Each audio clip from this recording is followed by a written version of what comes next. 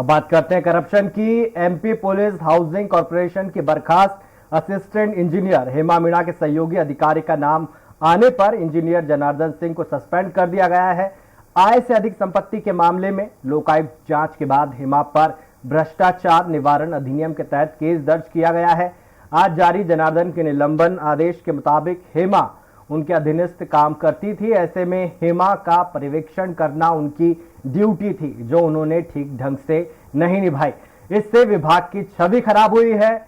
इन्हीं आधारों पर इंजीनियर जनार्दन सिंह को सस्पेंड किया गया है।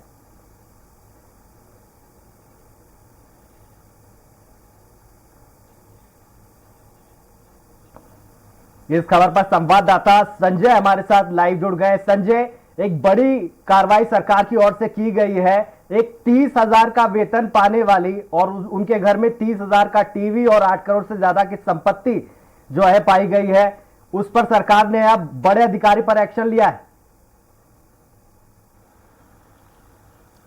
बिल्कुल विजेंद्र, अगर देखा जाए तो कहीं ना कहीं ये अपने आप में एक बड़ा गंभीर मामला भी देखा जा सकता है, क्योंकि जिस प्रकार का पुलिस हाउसिंग का काम रहता है, चाहे पुलिस हाउसिंग की बात कर ली जाए, तो चाहे थानों का निर्माण कर लेने की बात कर ली जाए, चौकियों की निर्माण करने की बात कर ली जाए, या पुलिस के लिए जो मकान निर्मित किए जाता है, उनको जिस प्रकार से भ्रष्टाचार की भेंट चढ़ी है, हम ये कह सकते हैं कि हमने कई थाने भी देखे हैं। हम अगर पूर्व में देख ले तो भोपाल के ही कई थाने, राजधानी के कई थाने ऐसे बने गए हैं। ये भ्रष्टाचार की भेंट इसलिए बोल रहे हैं हम, क्योंकि अगर आप थानों की हालत देखें तो कहीं ना कहीं उनमें आज अगर 2 साल चलते हैं, तीसरी साल से ही उनमें पानी गिरना का प्रारंभ हो जाता है। कई थानों के तो यह हाल हो जाते हैं कि वहां पर बैठना तक दुभर हो जाता है। इसी प्रकार से अगर हेमा मीणा की बात करूं तो हेमा मीणा ने जिस प्रकार के भ्रष्टाचार करे हैं, इससे लेकर कई बार इसकी शिकायत भी हुई। 2020 में जब पहली शिकायत हुई, लोकायुक्त में जब इसकी जांच प्रारंभ कर दी गई, उसके बाद 3 साल लगे हैं हेमा मीणा पर हाथ डालने के लिए, या कह लिया जाए जांच को पूरा कंप्लीट करने के लिए। हेमा मीणा के यहाँ जिस प्रकार की कार्रवाई करनी चाहिए थी, उस प्रकार से कहीं ना कहीं कोताहली, या हम ये कह सकते हैं छापे की जानकारी की बात भी हम ये कह सकते हैं, जैसे सूत्र बताते हैं, पूर्व में लगी गई। तो इसी प्रकार से अगर देखा जाए, हेमा मीणा जो मात्र 30,000 रुपए जिसकी सैलरी थी, क्योंकि संविदा पे थी, सहायक यंत्री के पद पे थी, और संविदा के ऊपर रहते हुए 30,000 रुपए में 30 लाख का तो टीवी उनके घर में मिलना अपने आप में कहीं ना कहीं एक बहुत बड़ी ये बताता है कि भ्रष्टाचार की बहट है। उनके साथ ही अगर देखा जाए तो जिस प्रकार से उनके यहाँ जो फार्म हाउस बने थे, या हम कह सकते हैं जो इनके फार्म हाउस मिले, या इनके यहाँ जो वेयर हाउस मिले हैं, उस पर जिस प्रकार की कार्रवाई की जा रही थी, या जिस प्रकार का निर्माण किया जा रहा था, उसी में जिस प्रकार इनके जो सहयोगी या अधिकारी, वरिष्ठ अधिकारी रहे हैं जनार्दन सिंह, उनके ऊपर भी नाम इसलिए आया क्योंकि अगर जो हेमा मीणा है, अगर उनके ऊपर नजर या नकेल कसी जाती तो कहीं ना कहीं ये भ्रष्टाचार नहीं बढ़ पाता। लेकिन भ्रष्टाचार की भेंट इस प्रकार से चढ़ी जा रही थी कि हेमा मीणा 30,000 की सैलरी पर 7 अगर देखा जाए तो 7 से 8 साल में ही 8 से 10 करोड़ के लगभग 8 से 10 करोड़ की प्रॉपर्टी उसके नाम हो गई। तो यहीं पे लोकायुक्त का यह भी कहना था कि कहीं ना कहीं इसमें जो दुबी जबान में बात आ रही थी कि इसमें कहीं ना कहीं जो वरिष्ठ अधिकारी हैं, उनमें भी इनका मिला जुला हो सकता है। तो उसी को लेकर जब जांच की गई तो जिस प्रकार से बताया गया कि जो जनार्दन सिंह है, उनके पास उनके फार्म हाउस पर जाना, या ये कह लिया जाए फार्म हाउस पे रुक कर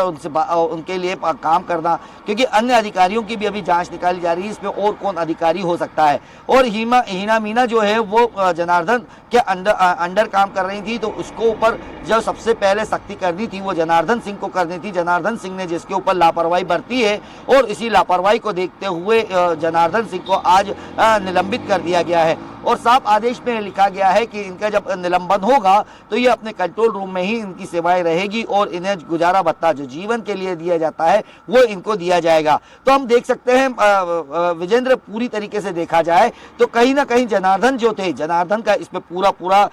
सहयोग अगर हेमा के साथ मिलता जुलता दिख रहा है। अगर जनार्दन खुद अगर ईमानदारी से काम कर रहे होते और हेमा मीणा को कहीं ना कहीं रोका होता तो ये भ्रष्टाचार की भेंट नहीं चढ़ता, और कई थाने या कई निवास जो बनाए गए हैं। जिस प्रकार से हम बात कर ली जाए, हेमा मीणा की बात करूं तो हेमा मीणा जब इन्हें नगर निगम में भी ये रेगुलर एम्प्लॉय थे, तो किस बेस पे इन्हें यहाँ पर लाया गया, इनने 2 बार रिजाइन देने के बाद इनकी वापसी कैसे हो गई, इनकी भी जांच अभी अधिकारी कर रहे हैं। यानी देखा जाए तो कहीं ना कहीं भ्रष्टाचार की भेंट जो इस प्रकार से देखने को मिल रही है, या हम कागजों में या हमारे पास जो सूचनाएं मिल रही है, उससे लगता है कि जो पुलिस हाउसिंग कॉर्पोरेशन है उसमें हेमा मीणा और जनार्दन के कारण कई बड़े भ्रष्टाचार और उजागर हो सकते हैं। जी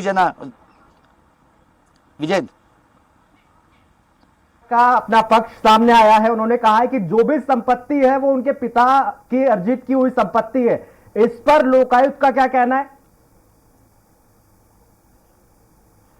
बिल्कुल विजेंद्र, अगर देखा जाए जब लोकायुक्त ने इसकी जांच करी है और अगर इनके पिता की या पारिवारिक स्थिति की बात करी जाए तो इनके परिवार की स्थिति इस प्रकार की नहीं है कि करोड़ों की संपत्ति वो 7 से 8 साल में जमा कर सके, क्योंकि ना ही इनके पास इतनी कोई जमीन थी कि जिससे ऊपर ये बता सकते हैं। अगर वही बात की जाए तो इनके पिताजी का जो काम करते थे वो एक ठेला या सब्जी बेचने का काम करते थे, तो कहीं ना कहीं पिताजी के ऊपर भी ये ब्लेम नहीं लगाया जा सकता कि पिताजी के पास इतनी अंकुर संपत्ति मिल सकती है। वहीं अगर भाई की बात करी जाए तो भाई ने भी कोई बहुत बड़ा या उसका कोई बिजनेस ऐसा नहीं है, या ये कह लिया जाए पारिवारिक स्थिति भी ये नहीं कही जा सकती कि इनकी बहुत अच्छी हो कि जिसमें ये करोड़ों रुपए 7 से 8 साल में जमा कर सकते हैं। अगर हम देखें तो किसी भी आम आदमी की भी बात करी जाए, चाहे कितना भी बड़ा बिजनेस क्यों ना हो, 8 से 10 करोड़ रुपए कमाना 7 साल में बहुत बड़ा होता है, लेकिन उसके लिए बिजनेस भी वैसा होना चाहिए। एक सब्जी के ठेले पे बात करी जाए या सब्जी के या 4 एकड़ की जमीन पर भी इतना बड़ा बिजनेस, इतना बड़ा एक प्रॉपर्टी बढ़ाई नहीं जा सकती है।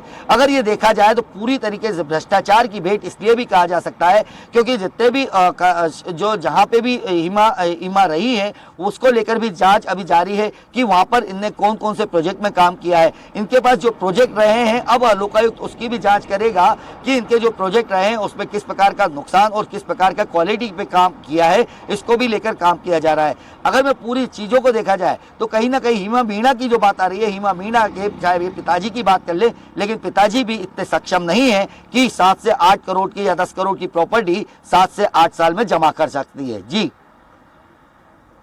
मेरा सवाल आपसे यह है कि क्या यह शुरुआत भर है? जिस तरह से जनार्दन का नाम आया है, क्या कड़ियां जुड़ती जाएंगी और भी अधिकारियों के नाम सामने आएंगे?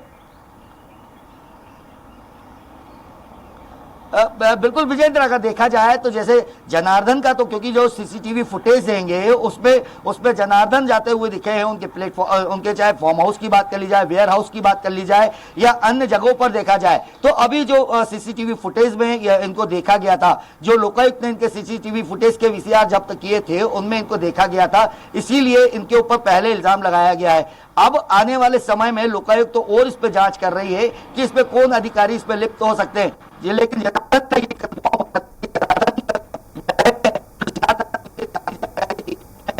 मैं देखूं तो जिस प्रकार से विजेंद्र जब बात आ रही थी, कई ठेकेदारों ने अपने पैसे की वसूली के लिए भी कई बार इनसे गुहार लगाई है।